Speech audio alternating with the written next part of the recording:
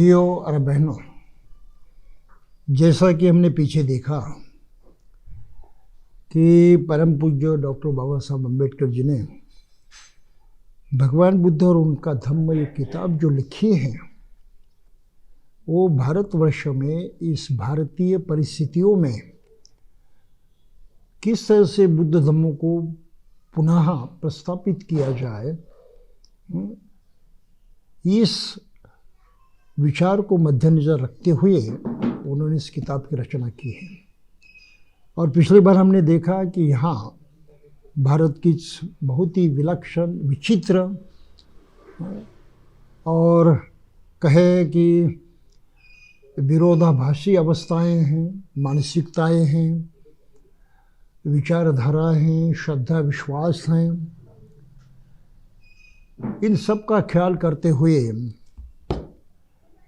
कौन कौन से तरीके अपनाने चाहिए, किस तरह से कौन सी बातों को मद्देनजर रखते हुए सोचना चाहिए और धम्म का प्रचार उसके अनुसार करना चाहिए, इस पर उन्होंने जोर दिया इस किताब में। ये उसका मूल्य है, इसका महत्व है।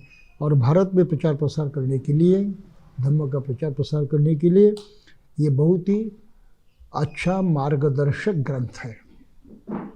तो हमने देखा है कि उन्होंने कहा कि राजनीतिक प्रश्न है, यहाँ पर सामाजिक प्रश्न है, समस्याएं हैं। उसमें से चंद बातें उन्होंने कही थी, 5 बातें कही थी। राजाश्रय पर, किसके धन के आश्रय पर, किसी की सत्ता या पद प्रतिष्ठा के आश्रय पर धम्म का प्रचार नहीं होना चाहिए, उस पर अवलंबित नहीं रहना चाहिए। बिल्कुल साफ तरीके से बताया है। फिर जो आधुनिक काल में लोक प्रतिनिधि होते हैं, जो राज सत्ता के भागीदार होते हैं और सत्ता का प्रत्यक्षात प्रयोग करने में व्यस्त होते हैं, ये तो धार्मिक होने चाहिए। जिन्हें हम प्रतिनिधि चुनते हैं हमारे राजनीतिक कारोबार करने के लिए, उनका धार्मिक होना जरूरी है।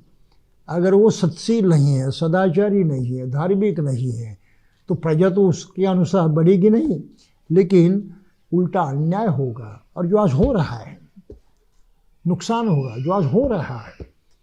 तो बाबा साहब की ये बात बिल्कुल सत्य है, जिसके अनुसार लोगों ने विचार नहीं किया, सोचा नहीं, तो नुकसान ही नुकसान हो गया।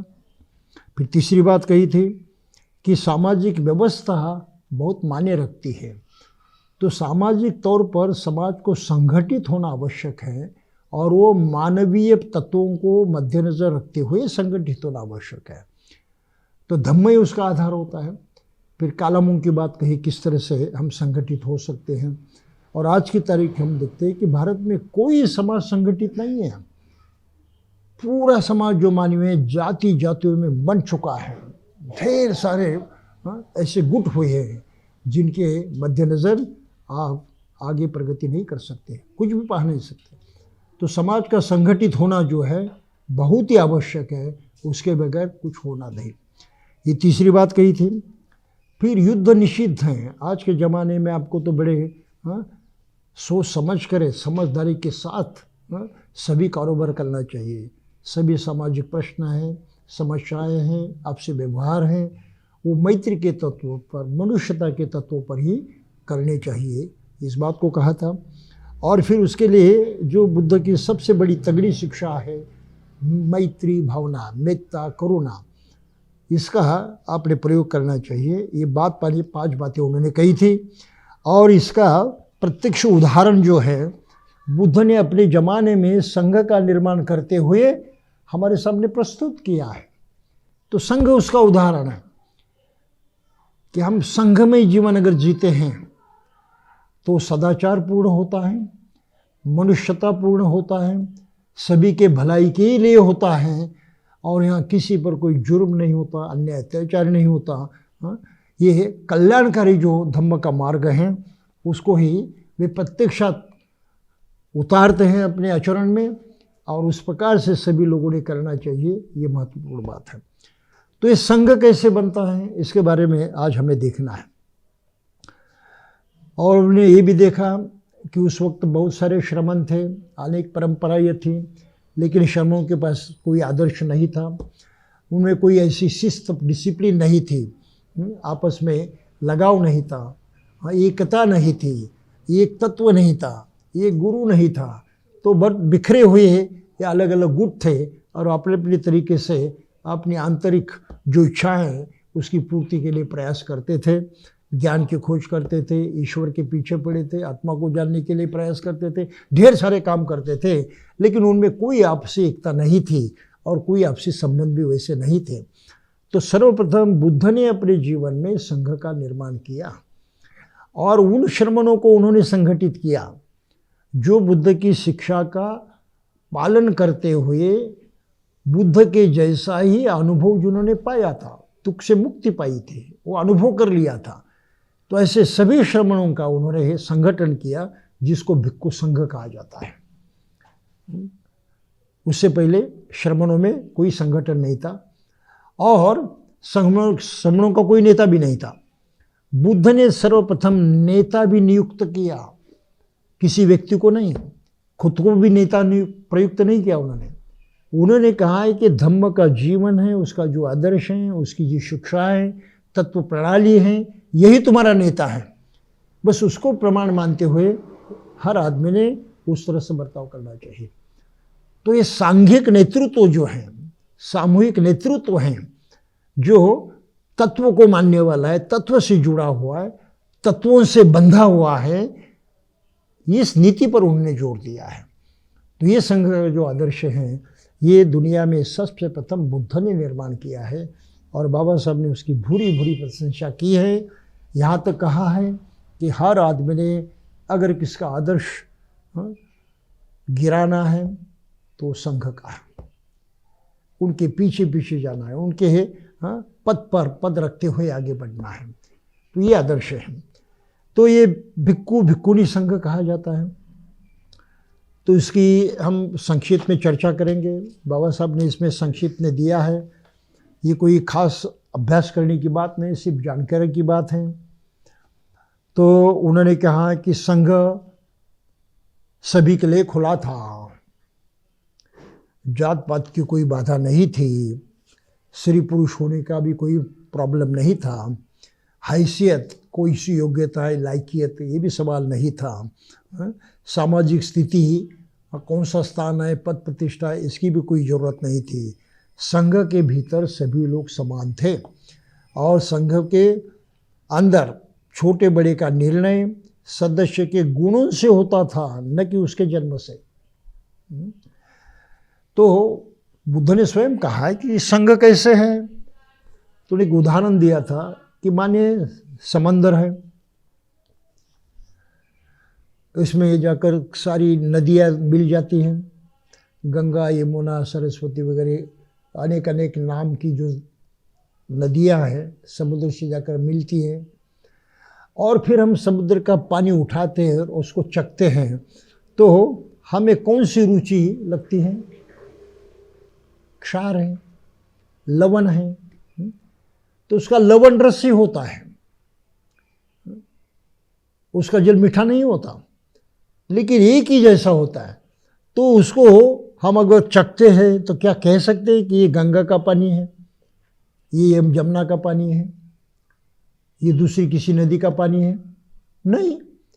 समुद्र में अगर ये नदियाँ मिल गई तो सभी पानी की रुचि एक ही होती है, रस एक ही होता है, उसमें आप कोई भेद नहीं कर सकते, गंगा जमुना सरस्वती यहाँ पर है नहीं कर सकते। इस तरह से जो भी आदमी बुद्ध के संघ में ये दाखिल होता है, उनका सभी जो विशेषताएं हैं पुरानी नष्ट हो जाती है और एक समान हो जाते, एक जैसे। हर भिक्खु यानी भिक्खु ही है, शर्मण यानी शर्मण ही है, धम्म का आचरण करने वाला यानी आचरण करने वाला ही है, इसमें कोई कमी नहीं रहती, कोई फर्क नहीं होता। तो संघ इस तरह से मानवीय समता का सबसे प्रधान आदर्श है और इस आदर्श को लेकर ही बुद्ध ने कहा कि सभी मनुष्य मात्र समान हैं। ये ऊपरी बाहर बाहर के जो भेद हैं ये तो हमने निर्माण किए हैं, ये प्राकृतिक नहीं है, ये सच नहीं है, ये मनुष्य के मन की अपनी ही निर्मिति है और गलत निर्मिति है, उसमें सच्चाई कोई नहीं है। तो इस तरह से समता का बहुत ही बड़ा आदर्श बुद्ध ने इस तरह से सामने रखा है। और फिर ये संघ में एकाएक से तो आप नहीं जा सकते। जो भिक्षुओं के संघ में जाना चाहता है उसको प्रथम विद्यार्थी बनना पड़ता है, स्टूडेंट बनना पड़ता है। और जिस तरह से भिक्षु बर्ताव करते हैं, पहराव करते हैं, रहते हैं, वो सभी बातों को उसको अपनाना पड़ता है। तो घर बार छोड़ना पड़ता है, ये चीवर परिधान करना पड़ता है, मुंडन करना पड़ता है, भिक्षुओं के साथ रहना पड़ता है, भिक्षाटन करना पड़ता है। तो जिस तरह से जिंदगी भिक्षु जी रहा है उसी की तरह जीने की उसको कोशिश करनी पड़ती है, लेकिन वस्त्र पहनकर। लेकिन वो भिक्षु नहीं होता, उसको श्रामणेर कहा जाता है। श्रामणेर के माने है विद्यार्थी, सीखने वाला। क्या सीखने वाला? भिक्षु जीवन कैसे जिए, भिक्षु कैसे होता है, और भिक्षु जीवन जीते जीते हम धम्म का आचरण कैसे कर सकते हैं, इन बातों को सीखने के लिए जो तैयार हैं, जो स्टूडेंट बना है, विद्यार्थी बना है, उसका नाम श्रामणेर है। वो भिक्षु नहीं होता, और भिक्षु जैसी उसकी प्रतिष्ठा नहीं होती, और भिक्षु जैसे उसके अधिकार भी नहीं होते, केवल वो विद्यार्थी होता है। तो पहले श्रामणेर बनना पड़ता है, और फिर आचार्य के साथ जो 10 साल से बड़ा भिक्षु हो, जिसका स्वयं का आचरण भी बहुत अच्छा हो, और संघ ने जिसको ये प्रतिष्ठा दी हो कि हाँ ये दूसरों के सीखने के लायक है, सिखाने के लायक है, इसकी योग्यता है। केवल 10 साल का है भिक्षु, ऐसा नहीं, 10 साल तो होनी चाहिए उसको भिक्षु बनकर, लेकिन फिर भी उसमें ये योग्यता होनी चाहिए सिखाने की, समझाने की, लोगों को ज्ञान देने की। ये अगर उसकी ताकत होती है, उसकी क्षमता होती है, योग्यता होती है, तो उसको आचार्य नियुक्त किया जाता है। और फिर इन आचार्यों को ही अधिकार होता है किसी को श्रामणेर बनाने का। तो उस तरह से वो किसी को श्रामणेर बना लेते हैं, यानी विद्यार्थियों को स्वीकार करते हैं और उनको प्रशिक्षण देते हैं ताकि वो सही ढंग से भिक्षु बने। और फिर जब उनकी तैयारी हो जाती है तो वो संघ को बताते हैं कि मैंने ऐसे विद्यार्थी को तैयार किया है, अगर उसने चाहा कि भिक्षु संघ में दाखिल हो जाए, आना चाहता है, भिक्षु बनना चाहता है, तो उस पर आप सोचें और वो सही लगे तो उसका स्वीकार करें। तो इस तरह से 2-4 साल के बाद, 5 साल के बाद, पुराने ज़माना में 10-10 साल भी लगते थे ये सीखने के लिए, अध्ययन करने के लिए। इतने वर्षों तक श्रामणेर रहने के बाद फिर कहीं वो भिक्षु बन जाता था। और भिक्षु में जाने से सभी अन्य भिक्षुओं से पूरी तरह से विनय के नियमों के साथ जुड़ जाता था और सभी के जैसा वो स्वयं ही आचरण करता था। तो इस तरह से संघ की एकता बनी रहती थी। तो ये सिस्टम है, और इस तरह का जो व्यवहार उसमें होता है, ये व्यवहार आज के ज़माने में उतने सही ढंग से लोग नहीं करते। आज ढेर सारे श्रामणेर है, अकेले अकेले घूमते हैं, अकेले अकेले। ये सर्वथा बुद्ध की शिक्षा के विरुद्ध है, विनय पिटक के विरुद्ध है। उन्होंने आचार्य के साथ रहकर ही पढ़ाई करनी चाहिए। और आचार्य भी ऐसे लोग हैं, केवल 10 साल के हो गए तो आचार्य बन जाते हैं। अपनी योग्यता है या नहीं दूसरों को सिखाने की ये कभी जानते ही नहीं, उसका विचार भी नहीं करते। कोई भी आया तो उसको धम्म दीक्षा देकर श्रामणेर बनाते हैं। तो आज की तारीख में भारत में जो श्रामणेर, जो भिक्षु हैं, ये विनय का सही पालन नहीं करते हैं, और विनय की जो शिस्त है, ये डिसिप्लिन है, ये व्यवस्था है, इसका सही ढंग से वो पालन नहीं करते। इसलिए बहुत गलतियां होती हैं संघ से।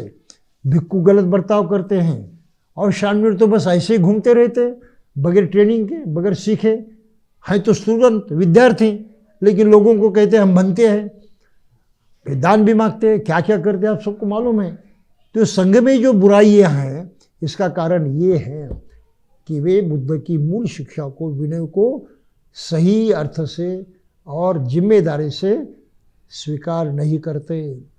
फिर भिक्षु के लिए पंचशील तो नहीं, 10 शील होता है।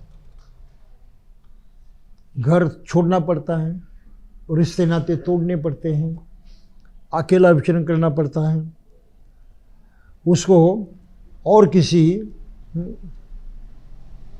बातों की ओर ध्यान देना संभव नहीं होता। उसको सिर्फ 8 चीज़ें रखने का अधिकार होता है। उसकी व्यक्तिगत निजी कोई संपत्ति नहीं होती, कोई मालकियत की चीज़ नहीं होती। उसकी मालकियत सिर्फ 8 चीज़ों पर होती है। एक तो उसका चीवर है जो पहनते, इसके 3 टुकड़े होते हैं, 3 वस्त्र होते हैं, उनको चीवर कहा जाता है। एक तो अंतर्वासक है, लुंगी जैसा अंदर पहनते हैं, वो चीवर का एक टुकड़ा है। फिर उत्तरासंग जो है, ये ऊपर का जो वस्त्र है ये उत्तरासंग है, इसको शरीर को लपेटते हुए पहनते हैं। और फिर समय पड़ने पर जो गर्मी है, ठंड है और कोई तकलीफ है बाहर की, तो ऊपर से ओढ़ने के लिए ये संघाटी होता है। ये जो संघाटी रखा गया है ये ऊपर ओढ़ने के लिए, जब जरूरत पड़े उसके लिए होता है। तो ये 3 वस्त्र उसके मालकियत के होते हैं, निजी संपत्ति। फिर उसके पास कमर में ये जो लुंगी जैसा पहनते हैं उसको बांधने के लिए एक पट्टा होता है या दूरी होती है, उसे कमर पर लपटने की ये अवस्था होती है। फिर भिक्षा पात्र होता है, फिर उस्तरा होता है या दाढ़ी वगैरह करने का साधन होता है, सुई और धागा होता है और पानी छानने के लिए कपड़ा होता है। इसके अतिरिक्त कोई भी संपत्ति रखने का भिक्षु को कोई अधिकार नहीं है। और फिर उसके कुछ अपराध होते हैं, गलतियां होती है, तो उसको भिक्षु संघ से निकाल कर हकाल देते हैं, वो भिक्षु नहीं रह सकता। अगर उसने मैथुन किया किसी स्त्री से या प्राणी से, किसी से भी मैथुन की क्रिया उसने अगर की तो उसका भिक्षु पद उसी वक्त समाप्त हो जाता है, दोबारा वो भिक्षु नहीं बन सकता, उसको इजाज़त नहीं मिलती है। अगर वो चोरी करता है तो उसका भिक्षु पद उसी क्षण समाप्त हो जाता है, उसको दोबारा भिक्षु नहीं बनाया जा सकता है।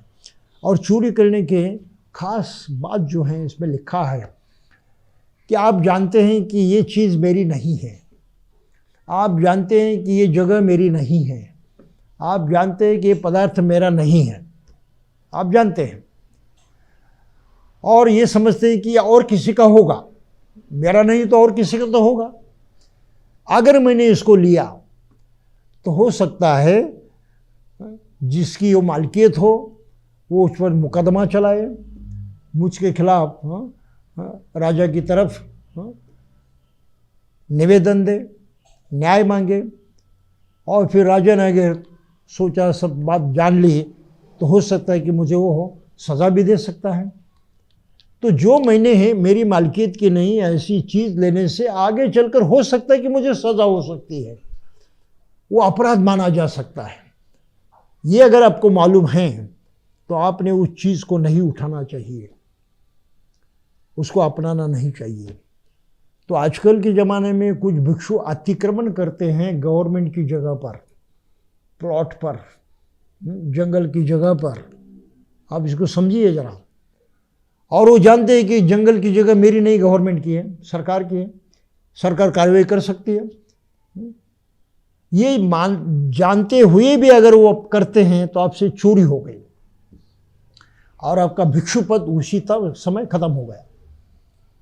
आप भिक्षु बनकर जी नहीं सकते, लोगों में रह नहीं सकते।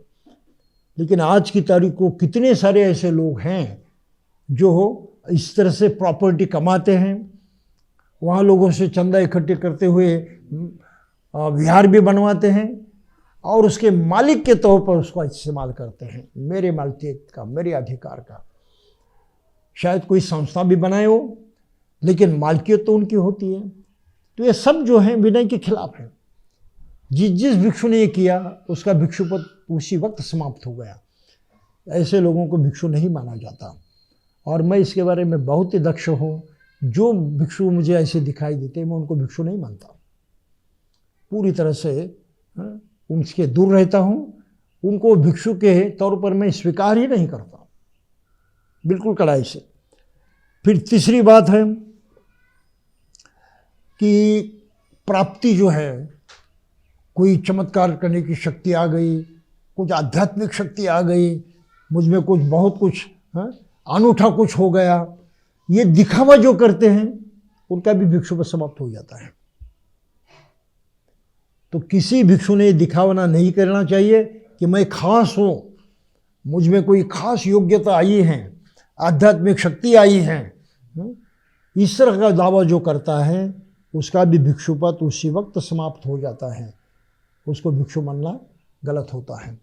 और कभी कभी लोग ये स्वांग करते हैं, इस तरह से लोगों को फंसाते हैं, ढेर सारे लोग हैं ऐसे। तो ये जो बात है इस पर विनय पिटक में बंधन लगाया है और वो इतना बड़ा अपराध ठहरा है कि आप भिक्षु नहीं रह सकते। और फिर हत्या अगर आपसे होती है किसी मनुष्य की तो आपका भिक्षुपद समाप्त हो जाता है।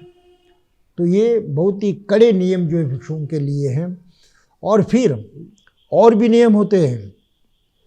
जो भिक्षु, अभी एक भिक्षु किसी भी व्यक्ति की हर आज्ञा मानने का व्रत नहीं लेता, ये और भी हकीकत है। एक भिक्षु दूसरे भिक्षु की आज्ञा माने ऐसा कोई नियम नहीं है, वो पूरी तरह से स्वतंत्र है। मतलब इसका ये है कि एक भिक्षु दूसरे भिक्षु को आज्ञा नहीं दे सकता, हुक्म नहीं दे सकता, और दिया तो कोई भिक्षु मानने वाला नहीं, इतनी स्वतंत्रता उनको है। लेकिन अगर जो कुछ भिक्षु एक दूसरे को परामर्श दे सकता है, बता सकता है, उसको उपदेश कर सकता है, गलती दिखा सकता है, मानना न मानना उसकी जिम्मेदारी है, लेकिन वो आज्ञा नहीं कर सकते कि तुम्हें ऐसा करना ही चाहिए, तुमने ये मानना ही चाहिए, ऐसी जबरदस्ती किसी पर नहीं होती। इसलिए भिक्षु पूर्णतः स्वतंत्र रहता है, उसकी स्वतंत्रता बिल्कुल अबाधित रहती है। ये बहुत बड़ी ताकत जो है भिक्षु के पास होती है। और इसलिए भिक्षु संघ में ये आज्ञा देने का, हुकूमत चलाने का मामला बिल्कुल नहीं होता।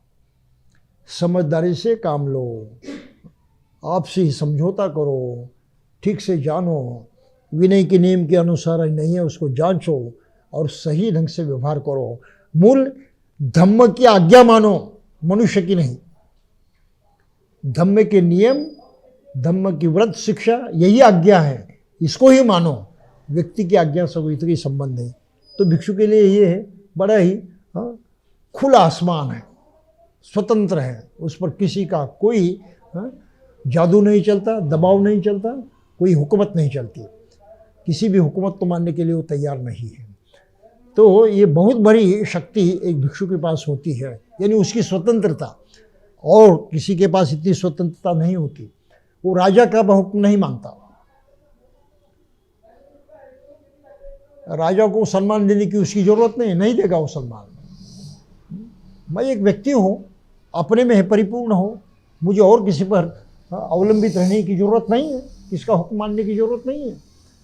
तो इतनी स्वाधीनता हर भिक्षु के पास होती है।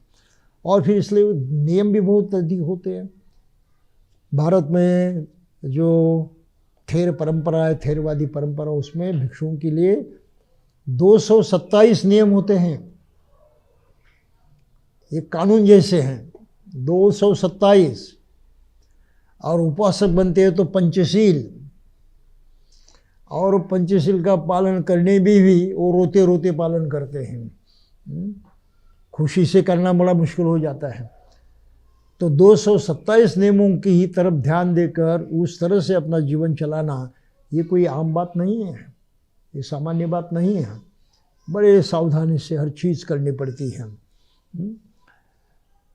तो कुछ व्रत ऐसे होते हैं जिससे आदमी को, भिक्षु को संघ से निकाल दिया जाता है, जो 5 है, 4 हैं जो मैंने बताया आपको, जिसको पराजिका कहते हैं। फिर दूसरे अंदरूनी नियम होते हैं, तो उसमें कुछ दूसरी सजाएं दी जाती हैं। तो भिक्षुओं के ऐसे जो अलग अलग नियम हैं, उसमें पाचित्ती एक नियम है, यानी प्रायश्चित करना। और उसकी संख्या 26 है, और दूसरी जो हैं प्रतिबंध करने वाले जो हैं उनकी संख्या भी 92 है। फिर इसके अतिरिक्त सदाचार के नियम होते हैं, शिष्टाचार के।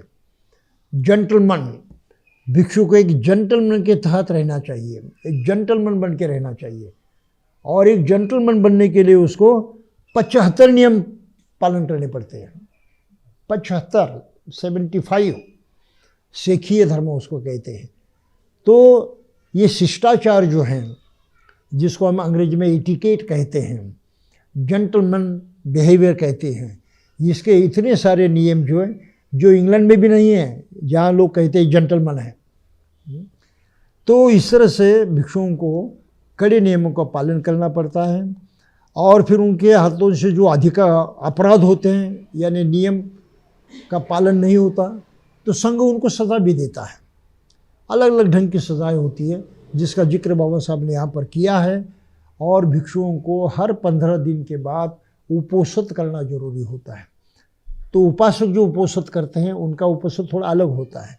वे अपने सभी 227 नियम जो है उनको पठन करते हैं, और जो ज्येष्ठ भिक्षु होते हैं उनके सामने अपने अपराध कबूल करते हैं कि मुझसे इस नियम का पालन नहीं हुआ, गलती हो गई। तो जो सज़ा दी जाती है उस सज़ा के अनुसार सज़ा भुगतते हैं और संघ में कायम रहने की अपनी व्यवस्था कर लेते हैं।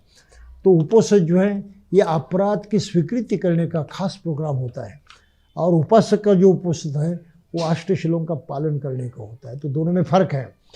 और भिक्षुओं को उपोषित महीने में 2 बार करना पड़ता है, और उपासक को उपोषित अष्टशिल का पालन हर हफ्ते में करना पड़ता है। ये फ़र्क है। तो उपोषित दोनों के लिए है, लेकिन भिक्षुओं का उपोषित अलग होता है, क्योंकि अष्टशिल का नहीं तो 10 शिल का पालन हमेशा ही करते हैं ना। तो सील पालन का कोई प्रॉब्लम नहीं, वो तो लगातार करने की चीज़ है। उसके अतिरिक्त गलतियाँ होती हैं, हम सील का भंग करते हैं, नियमों का भंग करते हैं, तो वो ज्येष्ठ भिक्षुओं के सामने कबूल करने पड़ते हैं, और वो जो सज़ा देंगे वो सज़ा भुगतनी पड़ती है। तो इसको पातिमोक्ष कहते हैं, उपोषित कहते हैं। तो इस प्रकार संघ का नियोजन होता है। और फिर बुद्ध ने कहा है कि भिक्षु जो हैं वो बहुत ही कड़ाई से इनका पालन करे, इस तरह की अपेक्षा खुद बुद्ध ने की थी। तो भिक्षु के सारे नियम जो हैं धम्मपद में भी आ जाते हैं। कुछ नियम तो हम जाते जाते यहाँ पढ़ सकते हैं। वो कहते हैं कि भिक्षुओं को बुद्ध ने क्या कहा, बिना संयम और सत्य के अपने आप को चित्त मलों से परिशुद्ध किए बिना जो काषाय वस्त्र को धारण करता है, वो काषाय वस्त्र धारण करने की योग्य नहीं है। ये कड़ाई का आदेश बुद्ध ने यहाँ पर दिया है कि जो विनय का पालन नहीं करता, खुद पर उसका संयम नहीं है, वो सत्य की बात नहीं करता, और अपने जो मन में ये मल हैं, क्रोध है, ईर्ष्या है, मत्सर वगैरह जो बुराइयाँ मन में होती है, हर आदमी दिखाई देती है, उनके प्रति सावधान नहीं रहता, उनको सुधारने की कोशिश नहीं करता, और फिर भी काषाय वस्त्र चीवर पहनता है, वो चीवर पहनने का अधिकारी नहीं होता, उसके लायक नहीं होता। तो ऐसे लोग, ऐसे भिक्षु का किसी ने स्वीकार नहीं करना चाहिए, उपासकों ने भी उसका स्वीकार नहीं करना चाहिए। लेकिन हम जानते नहीं, हम किसी को भी भिक्षु मानते हैं। लोग अक्सर ये कहते हैं कि पीत वस्त्र हम देखते हैं तो उसका सम्मान करते हैं। बुद्ध ने वस्त्रों का सम्मान करने के लिए नहीं कहा, कपड़ों का सम्मान करने की बात बुद्ध ने नहीं कही। उसके अंदर जो आदमी है उसका सम्मान करना जरूरी है। अगर ये चीवर यहाँ की दीवार पर लटका दिया तो क्या आप उसका वंदन करेंगे? धोकर वहां सूखने के लिए रख दिया तो क्या उसका वंदन करेंगे? कपड़े की कीमत नहीं है यहां पर, उसका कोई मूल्य नहीं है। तो जो लोग इस तरह से भाषा करते हैं कि हम चीवर का आदर करते हैं, वो गलत बात बोल रहे हैं। आदर चीवर का नहीं करना है, चीवर पहनने वाले का करना है, उसकी योग्यता जो वह जांचनी चाहिए, उस तरफ ध्यान देना है, तभी उसको भिक्षु कहकर पुकारना है या सम्मान करना है। और फिर आगे कहते हैं कि एक आदमी इसलिए भिक्षु नहीं कहला सकता क्योंकि वो दूसरों से भिक्षा मांग कर खाता है। भिक्षाटन करते हैं ना, केवल भिक्षाटन करता हूं मैं इसलिए भिक्षु हूं, नहीं। जब वह धर्म को सम्यक प्रकार से ग्रहण करता है तभी वो भिक्षु कहलाया जा सकता है। केवल भिक्षा मांगते हो इसलिए भिक्षु नहीं हो, आचरण करते हो धम्म का नहीं, इससे ही तुम्हारा भिक्षु होना तय होता है। केवल भिक्षा मांगने वाले इसलिए नहीं होता। जो शीलवान है, जो ब्रह्मचारी है, जो सावधानी पूर्वक संसार में विचरता है, वह निश्चय से भिक्षु कहलाता है। ये कसौटी बुद्ध ने दी हुई कि भिक्षु, अगर भिक्षु को पहचानना है तो किस तरह से पहचानना चाहिए? वो सदाचारी, शीलवान है या ना, ये पहली बात देखनी चाहिए। शील का पालन करने वाला है या नहीं, वो ब्रह्मचर्य का पालन करता है या नहीं, ये दूसरी बात देखनी चाहिए। जो सावधानी पूर्वक संसार में विचरण करता है ना, जागरूकता के साथ रहता है या नहीं, तीसरी बात देखनी चाहिए। तब कहीं उसको भिक्षु माना चाहिए। इन बातों का अगर दर्शन नहीं हुआ किसी भिक्षु में तो उनको भिक्षु मानना मुश्किल है।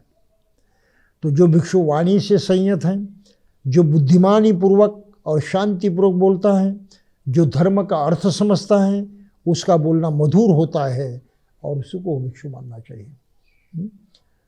तो संयत होना चाहिए। भिक्षु ने किसी पर क्रोध नहीं करना चाहिए, किसी का अपमान तो बिल्कुल नहीं करना चाहिए, चाहे कुछ भी हो। और आजकल हम देखते हैं कि कुछ भिक्षु तो उपासकों का यूं ही अपमान कर देते हैं। समझ में नहीं आता, भिक्षु को जय भीम नहीं कहना है, बड़े बिगड़ जाते हैं। अरे भाई, उसने जय भीम कहा, गाली तो नहीं दी। जय भीम कोई गाली शब्द थोड़ा है, लेकिन वो जय भीम उसने आदर पूर्वक कहा है, सम्मान पूर्वक कहा है।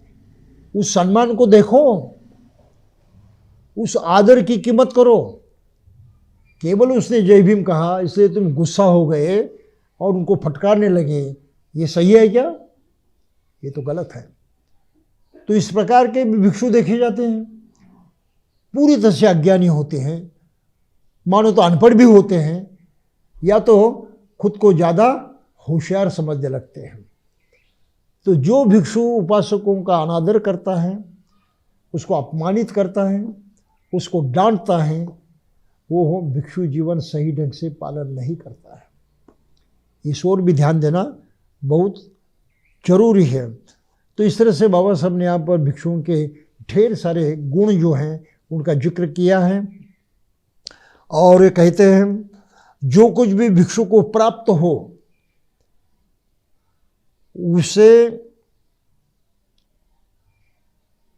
उसे बहुत समझना चाहिए, उसे किसी दूसरे की ईर्ष्या नहीं करनी चाहिए।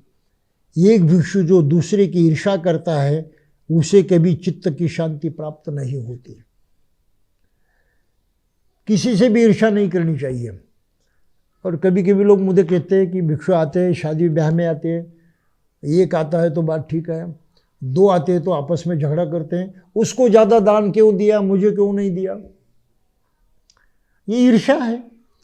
और ऐसे झगड़े भिक्षु ढेर सारे देखे जाते हैं। इनको भिक्षु समझना गलत है।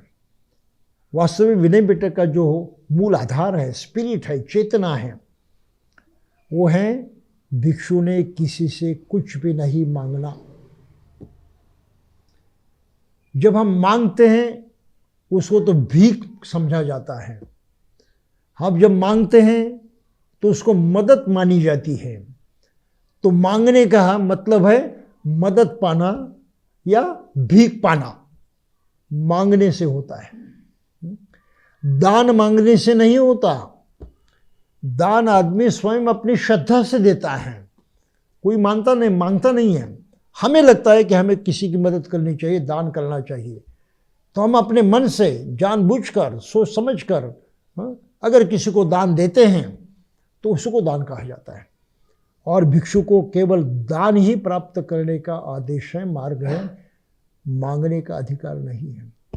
तो इस बात को ध्यान में रखिए, जो भिक्षु मांगते हैं दान दो ऐसा भी कहते हैं, वो सही भिक्षु नहीं है, उसमें बहुत भारी कमी है। वे विनय के नियम को अच्छी तरह से जानते न हो, अज्ञानी हो और जानबूझकर भी वो इस तरह से बुरा बर्ताव करते हो। जो भिक्षु थोड़ा मिलने पर भी उसे बहुत समझता है और जिस भिक्षु का जीवन पवित्र तथा अप्रमाद रहित है, देवता भी उसकी प्रशंसा करते हैं। इसका मतलब बहुत भारी है। जो भी श्रद्धापूर्वक दिया जाता है, भिक्षु ने उसमें प्रसन्न होना चाहिए। इतना ही दिया, ज्यादा क्यों नहीं दिया, ये बात करने वाला लालची होता है, वो भिक्षु नहीं होता। आप समझ रहे इस बात को? ये मुझे नहीं चाहिए, मुझे ये चाहिए, इस तरह से अपनी पसंद जो है लोगों पर थोपता है, वो भी गलत भिक्षु है। जो भी हो दिया जाता है वो सम्मानपूर्वक स्वीकार करना चाहिए और उनके प्रति ये मैत्री का भाव भी जताना चाहिए। तो श्रद्धा की कीमत है, क्या दिया जाता है, कितना दिया जाता है, उसकी कीमत नहीं है। तो ये भिक्षुओं के बारे में देखना बहुत जरूरी है। और फिर बुद्ध कहते हैं, जिस भिक्षु के हृदय में करुणा है, जो बुद्ध के शासन में प्रसन्न है, वह निर्वाण को प्राप्त करेगा, आश्रव क्षय से प्राप्त होने वाले सुख को प्राप्त करेगा, उसकी तरक्की होगी धम्म में। मैत्री अगर नहीं है तो प्रगति नहीं होगी। तो भिक्षु झगड़ालू होते हैं, ईर्ष्यालु होते हैं, एक दूसरे से टकराते भी हैं, लोगों का अवमान भी करते हैं, बहुत कुछ आशा रखते हैं, मांगते भी हैं। ये सब गलत तरह के भिक्षु हैं, इनका कोई मूल्य नहीं। तो बाबा साहब ने इसके बारे में यहाँ पर काफ़ी लिखा है, वो पढ़ने से भी हम समझ जाएंगे, इसकी और अधिक चर्चा करने की जरूरत नहीं है। और फिर तीसरी बात कही है कि भिक्षु कोई तपस्वी नहीं है, वो देहदंड करते रहेगा, शरीर को तकलीफ देते रहेगा, कुछ उल्टे सीधे काम करते रहेगा, लोगों को दिखावा करेगा, देखो मैं कितनी कड़ी तपस्या कर रहा हूँ। ये दिखावा है, इनके पीछे बिल्कुल दौड़ना नहीं चाहिए। तो ये तपस्वी नहीं है, वो ध्यान करने वाला है। ध्यान भी अपने में एक बहुत ही कड़ी तपस्या है। शरीर को तो आप तकलीफ नहीं देते, लेकिन मन को शुद्ध करना, मन को सुधारना, ये तो सबसे कठिन काम होता है। तो मेडिटेशन कठिन है, बहुत कठिन कर्म है, लेकिन बाहर से वो किसी को दिखाई नहीं देता। वो मन के अंदर चलने वाली बात है। बाहर से दिखने वाली ये बाहरी चीजें हैं, दिखावे की, जिसको तपश्चर्या कहते हैं, इसका कोई मूल्य नहीं बुद्धिज्म में, उसकी कोई कीमत नहीं है। तो इसके बारे में भी हमें ध्यान रखना चाहिए। और फिर आखिरी बात, आखिरी नहीं और एक बात, भिक्षु ब्राह्मण नहीं है। एक ब्राह्मण पुरोहित होता है, उसका मुख्य कार्य किसी के जन्म, विवाह, मरणादि के अवसर पर संस्कार कराना होता है, कोई कर्मकांड कराना होता है। ये संस्कार आवश्यक हो जाते हैं क्योंकि कहीं कहीं माना जाता है कि आत्मा मूलतः पाप से लिप्त है और उसे निर्मल कर निष्पाप बनाना है, और क्योंकि आत्मा तथा परमात्मा का अस्तित्व भी स्वीकार किया जाता है। तो इसलिए कर्मकांड जो है हिंदू धर्म में और धर्म में आता है। इन सब संस्कारों के करने के लिए पुरोहित होना चाहिए। एक भिक्षु न तो किसी मूल पाप में विश्वास करता है और न आत्मा या परमात्मा में, इसलिए उसे कोई संस्कार करने कराने नहीं है। इसलिए एक भिक्षु पुरोहित नहीं है। और अक्सर आज के बौद्ध भिक्षुओं को पुरोहित समझकर उनका इस्तेमाल करते हैं। पूजा अर्चा करने के लिए, परित्राण करने के लिए को बुलाते हैं और उनका रवैया होता है, उनके साथ व्यवहार होता है, पुरोहित के तौर पर उसको इस्तेमाल करना। आप समझ रहे हैं इस बात को? तो जो दान देते हैं उपासक भिक्षुओं को इस तरह से, वो दान नहीं होता, वो पुरोहित की फीस हो जाती है। ये बहुत ही बुरा कर्म है, ये अच्छा कर्म नहीं है। लेकिन भारत में अभी तक ये ठीक से समझा नहीं गया है कि भिक्षु को पुरोहित नहीं समझना चाहिए। अब शादी ब्याह का प्रोग्राम करना भिक्षु का काम तो है नहीं। क्यों बुलाते हैं लोग? क्यों बुलाते हैं? और उसमें भी अपना रौब दिखाने की कोशिश करते हैं, अपना बड़प्पन दिखाने की कोशिश करते हैं। अरे हमारे लड़के की या लड़की की शादी में एक भिक्षु नहीं, हमने 5 भिक्षु बुलाए थे, हमारे यहाँ 10 आए थे, हमारे यहाँ 20 आए थे। इस तरह से गर्व महसूस करते हैं लोग। ये इतना पिछड़ापन है, इतना अज्ञान है पढ़े लिखे बौद्धों में आज की तारीख को भारतवर्ष में। भिक्षु मदद जरूर कर सकता है, वो सेवा देने के लिए तत्पर रहता है। धम्म का कुछ काम हो और आपको उसकी सेवा की जरूरत हो तो सेवा जरूर देगा, लेकिन उसको नौकर समझकर, पुरोहित समझकर, हम पैसा देते हैं उसको करना ही पड़ेगा, इस तरह से सोचकर आप भिक्षु के साथ व्यवहार नहीं कर सकते। ये बहुत ध्यान में रखने वाली बात है। मुझे बड़ा दुख होता है, कभी लोग खोजते आए बनती जी है क्या म्हणून। अभी मैं बोलता नहीं कभी, लेकिन बोल रहा हूँ मैं। क्या है तो हमारे घर में बर्थडे का सेलिब्रेशन है, आप आइए। ये भिक्षु का काम नहीं है। और फिर आप जाते हैं तो आपको पुरोहित जैसे ही वो ट्रीट करते हैं, उसी तरह से आपसे व्यवहार करते हैं। ये बहुत बुरा है। होना यूँ चाहिए कि हमारे घर में ये बर्थडे का प्रोग्राम है, कृपया आप आशीर्वाद देने के लिए आइए, कृपया हमको कुछ उपदेश करने के लिए आइए। इस तरह से निमंत्रण देना आवश्यक है। आप समझ रहे इस बात को? लेकिन हमारे यहाँ बर्थडे का सेलिब्रेशन आप आइए, इसमें वो पुरानी बात होती है, आपको पुरोहित समझते हैं और फिर दान की लालच होती है। ये सब बुरा व्यवहार है। तो भिक्षु को कभी घर में बुलाना है तो इज्जत के साथ बुलाना है। वो काम करने का, उनसे वो काम करवा लेना है, ये भावना नहीं होनी चाहिए। आप समझ इस बात को? भारत में अभी तक भिक्षुओं का सम्मान करने की सही बात, सही तरीका लोगों को मालूम नहीं है। वे बस ब्राह्मण जैसा पुरोहित समझते हैं। और खासकर ये परित्राण है, परित्राण ने तो बस सभी लोगों को निकम्मा कर दिया है। ये तो ब्राह्मणशाही हो गई है। भिक्षु को बुलाओ, पाली भाषा में कुछ कहेगा, उसको फल दो, उसको चिवर दो, उसको ये चीज़ दो, उसको वो चीज़ दो, और फिर हो जाएगा। और भिक्षु वैसे इससे विकृत हो गया है, बिगड़ गए हैं कि उन्होंने भी अपना कमर्शियल चार्ज लगाया है, व्यापारी दर लगाया है, इतनी फीस देनी पड़ेगी, इतना दान पड़ेगा। ये क्या है सब? ये सर्व अधर्म की बातें हैं,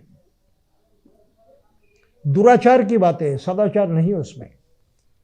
क्यों? हमारे मानसिकता जो खराब होती है, हम सही ढंग से सोच नहीं पाते। तो इस प्रकार के व्यवहार भिक्षु ने नहीं करने चाहिए। तो ये पहला फर्क है। दूसरा फर्क है, ब्राह्मण जन्म से ब्राह्मण होता है, भिक्षु जन्म से नहीं होता। उसको प्रशिक्षित होना पड़ता है, दीक्षा लेनी पड़ती है, सीखना पड़ता है, ढेर सारे बरस उसमें लगाने पड़ते हैं। ये कष्ट उठा के वो अपनी योग्यता जो है स्थापित करता है, सुयोग्य हो जाता है। तो सही मात्रा में वो आध्यात्मिक हो जाता है, धार्मिक हो जाता है। ब्राह्मण धार्मिक नहीं होता। जाति में जन्मा है, वो और लोगों के जैसा ही जीवन जीता है, सामान्य गृहस्थ के नाते। उसमें कोई आध्यात्मिकता नहीं होती, कोई सद्गुण का उत्कर्ष नहीं होता, कोई बड़प्पन नहीं होता। तो ये भिक्षु और ब्राह्मणों में फर्क है। तो एक बार ब्राह्मण के घर पैदा हुआ तो हमेशा के लिए ब्राह्मण, लेकिन भिक्षु जन्म से ब्राह्मण नहीं होता। फिर ब्राह्मण को नैतिक या मानसिक शिक्षा अनिवार्य नहीं, उसको सीखने की जरूरत नहीं, बिल्कुल नीति भी अपनाने की जरूरत नहीं, सदाचार का पालन करने की जरूरत नहीं, कुछ सीखने की जरूरत नहीं, बस ब्राह्मण जाति में पैदा हुआ ब्राह्मण हो गया। भिक्षु के लिए सब कुछ करना पड़ता है, अपनी योग्यता जो है उसको बढ़ाना पड़ता है। तो ये कर्म से होता है, वो जन्म से होता है। जो जन्म से होता है उसकी कोई कीमत नहीं है, बस गलती से लोग उनको बड़ा मानते हैं, उस गलत तत्व को अपनाते हैं, कहते हैं कि धर्म का तत्व है, लेकिन वो अधर्म का तत्व है, इसको समझना चाहिए। ये बहुत महत्वपूर्ण बात है। और इसलिए बुद्ध ने कहा कि कोई भी श्रेष्ठ होता है, बड़ा होता है, कुछ पाता है, पद पाता है, प्रतिष्ठा पाता है, किस बल पर? अपने कर्म के बल पर, अपने कष्ट के बल पर करके दिखाता है, प्रत्यक्षात उस लायकियत को पहुंचता है, तो उसको बड़ा लोग मानते हैं। ये तो व्यवहार की बात है, हर आदमी के अनुभव की बात है कि जन्म से कोई इंजीनियर होता है, जन्म से कोई डॉक्टर होता है, तो जन्म से श्रेष्ठ कैसे हुआ, सबसे बड़ा कैसे होगा?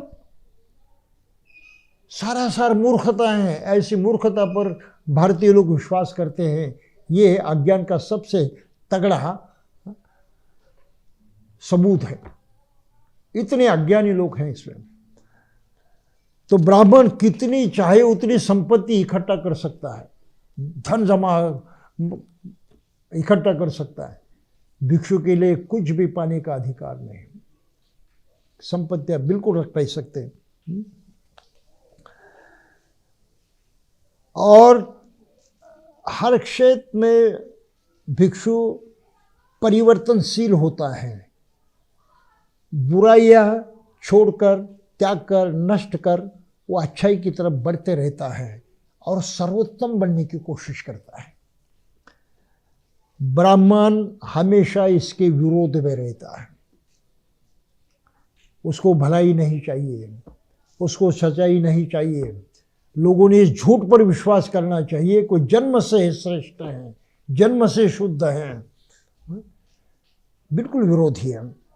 तो कभी भी ब्राह्मणों ने आम जनता के सुख की, उनके हित की, उनके कल्याण की बात नहीं की और इस प्रकार की कोई शिक्षा कभी नहीं दी। यहाँ तक कि उन्होंने आम जनता को सर्वसाधारण शिक्षा पाने से भी विन्मुख कर दिया, नकारा कि आप शिक्षित नहीं हो सकते, सीखने का अधिकार तुम्हें नहीं है। तो सबसे बुरा पाप जो है ये जाति को मानने वाले ब्राह्मणों से हुआ है।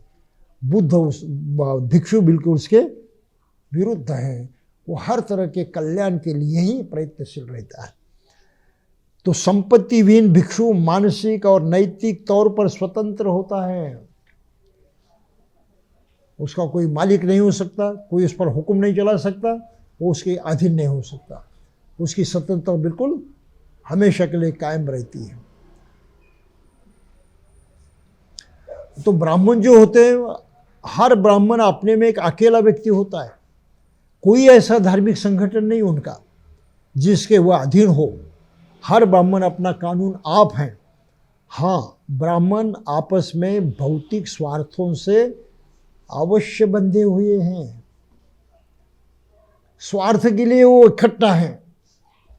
ये वाक्य बड़ा महत्व रखता है। ब्राह्मण केवल स्वार्थ के लिए हम संगठित देखते हैं, लेकिन व्यक्तिशः उनमें कोई आपसी अपनापन नहीं है, मैत्री नहीं है, मनुष्यता नहीं है। हर आदमी जो है अपने स्वार्थ के पीछे दौड़ता है। लेकिन स्वार्थ औरों को फंसाकर, उनको इस तरह की झूठ बातें बताकर, उनका शोषण करके ही अपना स्वार्थ जो है सिद्ध किया जा सकता है। इसलिए ब्राह्मण इकट्ठा होकर ये काम करते हैं, वो किसी के कल्याण का काम नहीं करते। इस बात को ध्यान में रखना बहुत जरूरी है। और इसके बिल्कुल विपरीत भिक्षु होता है। वो हर आदमी की मदद करना चाहता है, उसके कल्याण के लिए प्रयास करता है, उसमें सुधार हो इसलिए प्रयास करता है, और सभी का कल्याण हो, केवल मनुष्य का नहीं लेकिन सभी प्राणियों का कल्याण हो, इस तरह से वो स्वयं जीता है और औरों को भी जीने की प्रेरणा देता है, शिक्षा देता है। तो भिक्षु हरदम किसी भी हालत में ब्राह्मण और पुरोहितों से 100% बड़ा होता है, श्रेष्ठ होता है, ऊंचा होता है, आदरणीय होता है, सम्माननीय होता है। ये वास्तविक मनुष्य के लिए सही आदर्श है। तो इसलिए बुद्ध ने इस पर बहुत भारी जोर दिया है। अब भिक्षु और उपासक में क्या अंतर है, ये तो हम सभी लोग जानते हैं, इसमें और कुछ कहने की जरूरत नहीं। भिक्षु शादीशुदा नहीं होता, घर बार नहीं चलाता, भिक्षु की कोई अपनी मालकियत की चीज़ें नहीं होती, वो पंचशील का नहीं 10 शील का पालन करता है, कड़ाई से करना पड़ता है, अगर नहीं किया तो उसको सज़ा होती है। लेकिन उपासक तो पंचशील का पालन करे न करे, गलती हुई तो भी चलता है, वो उपासक रहते हैं, उनको कोई सज़ा नहीं देता। पंचशील टूटा है इसलिए आपको सज़ा है, ऐसा तो नहीं है। और भिक्षुओं का संगठन होता है, संघ, उपासकों का संगठन नहीं होता। तो इस तरह से भिक्षु और उपासक में थोड़ा अंतर है हर दिन का जीवन जीने तक। लेकिन जहाँ तक धम्म की शिक्षा है, दोनों को एक समान है, दोनों की भी धम्म की शिक्षा एक समान है। शील सभी के लिए आवश्यक है, उपासक के लिए पंचशील है, भिक्षुओं के लिए ज़्यादा है, लेकिन शील तो है, शुरुआत तो वहीं से होती है। और भिक्षु अगर भिक्षु जैसे ज़्यादा से ज़्यादा शील का आचरण करने का मनुष्य सोचे, उपासक सोचे, तो उसके लिए कोई बंधन नहीं है। भिक्षु अंततः निर्वाण की प्राप्ति करता है ध्यान साधना करते हुए, अष्टांगिक मार्ग का पालन करते हुए, उपासक वही करता है। भिक्षु पूरा समय देता है, उपासक के पास पूरा समय नहीं, थोड़ा थोड़ा समय होता है, लेकिन दोनों का काम एक ही है, शांति को पाना, दुख मुक्ति को पाना, निर्वाण को पाना।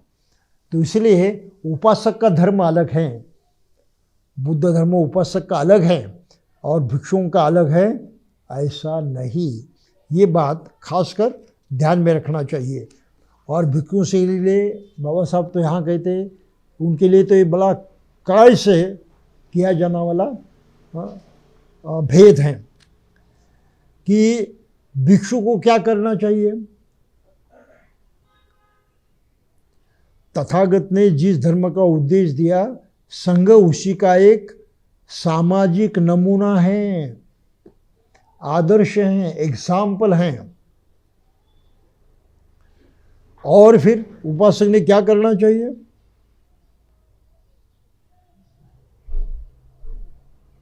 ये भिक्षु संघ बुद्ध की जो हर शिक्षा है उसको जितना हो सके जैसे कि वैसा अमल में लाने की कोशिश करने वाला होता है। और इसलिए बुद्ध की शिक्षा का, धम्म का वो एक आदर्श नमूना है। और ये कारण होने के कारण बुद्ध ने भिक्षु के धर्म और उपासक के धर्म, इसमें थोड़ी सी क्या करे, विभाजक रेखा खींची है, कुछ विभाजन किया है। किस तरह का विभाजन है, भिक्षु तथागत के आदर्श समाज की मिसाल भी था और उपासक को यथा सामर्थ्य उसका अनुकरण करना था, बस इतना ही फर्क है। भिक्षु को तो प्रत्यक्षात उदाहरण ही स्थापित करना है, करके दिखाना है, और उपासक का काम क्या है, जितना हो सके उनके जैसे अनुसरण करना है। उनके लिए करके दिखाने की जरूरत नहीं है, जितना हो सके उनके जैसे अनुकरण करे, इतना ही सिर्फ फर्क है। तो फिर भिक्षु जीवन व्यक्तिगत साधना के लिए है अथवा उसे लोगों की सेवा तथा उसका मार्गदर्शन भी करना चाहिए।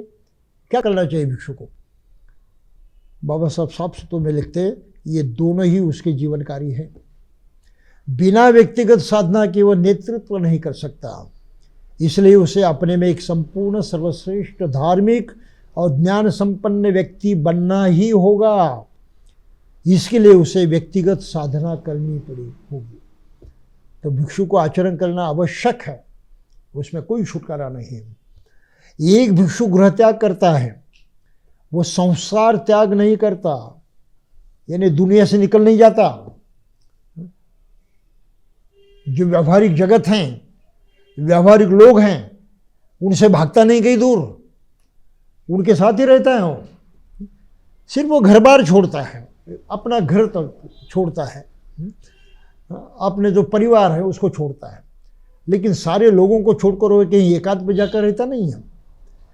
वह अपने घर को इसलिए छोड़ता है ताकि उसे उन लोगों की सेवा करने का अवसर और मौका मिल सके जो अपने अपने घर में बुरी तरह आसक्त हैं और जो दुख में पड़े हैं, जो चिंता में पड़े हैं, जिन्हें चैन नहीं है और जिन्हें सहायता की अपेक्षा है, ऐसे आम जनता की सेवा करने का मौका मिले।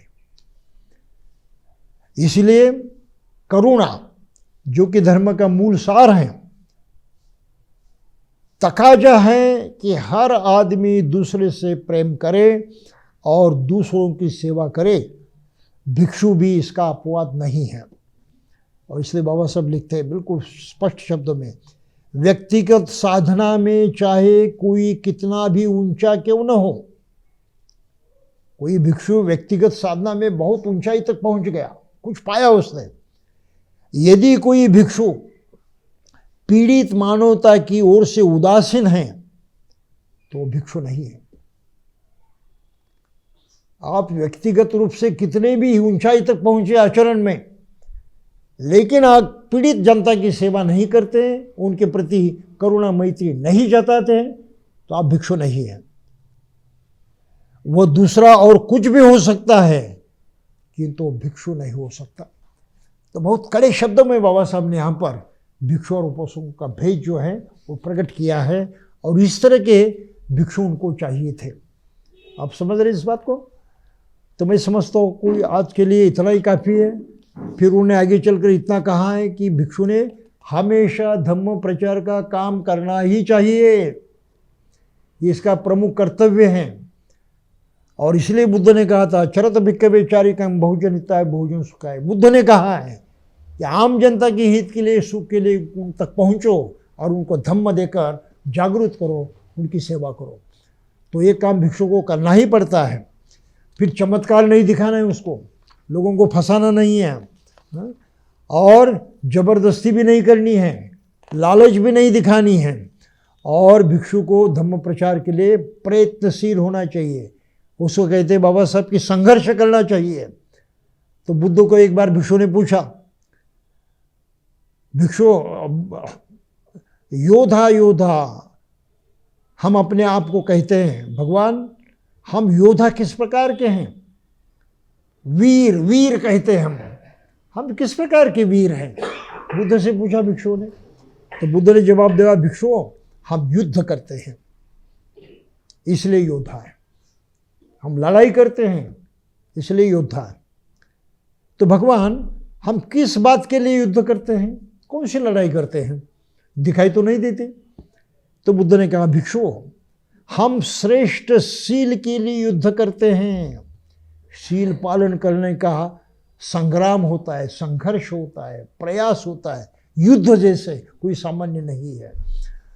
हम श्रेष्ठ अप्रमाद के लिए युद्ध करते हैं, धम्म के प्रति श्रद्धा पक्की रही, कोई दुराई उसमें न आए, प्रयत्नशील रहना पड़ता है, लगातार कोशिश करनी पड़ती है, युद्ध जैसा प्रयास करने पड़ता है। श्रेष्ठ पदवियां पाने के लिए हम युद्ध करते हैं। और इसलिए भिक्षुओं हम वीर हैं। तो बुद्ध के भिक्षुओं को वीर कहा गया है, योद्धा कहा गया है, कि श्रेष्ठ जीवन जीने के लिए वो लड़ाई जैसा श्रम करते हैं, इतने कष्ट उठाते हैं। और फिर बाबा साहब कहते हैं, जहाँ शील को खतरा हो संघर्ष से मत घबराओ, ऐसे समय भीगी बिल्ली बने मत बैठे रहो। तो जहाँ शील के बारे में गड़बड़ होती है, भिक्षु को वहाँ संघर्ष करना चाहिए। वो पीछे नहीं हटता, चुपचाप नहीं बैठ सकता, उसमें दखल अंदाजी करते हुए उसमें सुधार करने की कोशिश करना उसका जीवन का आचरण है, उसका धर्म है, उसका कर्तव्य है। तो मैं समझता हूँ कि आज के लिए इतना काफ़ी है, बाकी कल देखेंगे। जय भीम।